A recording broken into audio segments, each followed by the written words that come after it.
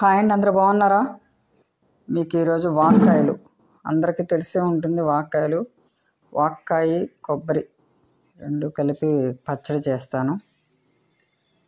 వాక్కాయ శుభ్రం కడిగేసిన తర్వాత మధ్యలో కోస్తే మనకు అందులో పప్పులాగా ఉంటుందన్నమాట. అది తీసేసుకొని శుభ్రం చేసుకొని ఉంచుకుంటే సరిపోతుంది. పచ్చిమిర్చి వేపుకొని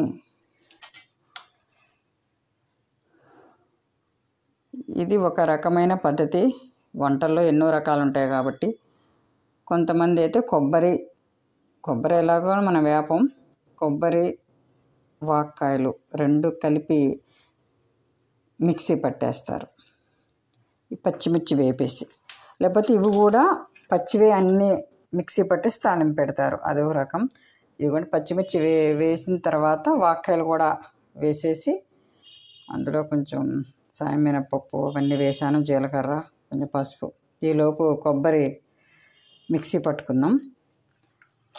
ఇవి మగ్గుతూ ఉంటుంది, తొందరగా మగ్గిపోతుంది. అది జీలకర్ర వేసుకుంటే ఒకసారి ట్రై చేసి చూడండి. ఈ విధంగా బాగుంది, చాలా బాగుంది. నేను కొత్తగా ట్రై చేశాను. ఇవి మగ్గిపోయిన తర్వాత ఇది సగం మిక్సీ పట్టిన తర్వాత మనకి ఉప్పేసి మిక్సీ పెట్టిన తర్వాత ఇక వేసేసుకుంటామే. మగ్గపెట్టిన వాక్కాయలు పచ్చిమిర్చి వేసుకొని వెల్లుల్లిపాయలు వేసుకొని మిక్సీ పట్టేసుకొని తాలింపు పెట్టేసుకుంటాం, ఇంగు వేసుకొని. చాలా బాగుంటుంది. మీరు కూడా ఒకసారి ట్రై చేసి చూడండి. ఈ విధంగా ట్రై చేసి చూడండి. చాలామంది పచ్చిదే పచ్చడి చేస్తాము, అదే చేస్తాను నేను. ఈ విధంగా ఈసారి ట్రై చేసి చేశాను. వాక్కాయతో ఎన్నో చేసుకోవచ్చు, ఈ సీజన్లో వస్తాయి అన్నమాట. పులిహోర, వాక్కాయ పప్పు,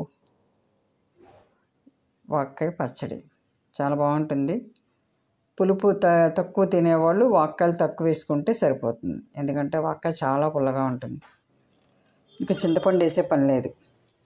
మీరు కూడా ఒకసారి ట్రై చేసి చూడండి. వాక్కాయ కొబ్బరి పచ్చడి చెప్తుంటే నాకే నోట్లో నీళ్ళు ఊరుతున్నాయి. ఎలా ఉందో కామెంట్ పెట్టండి.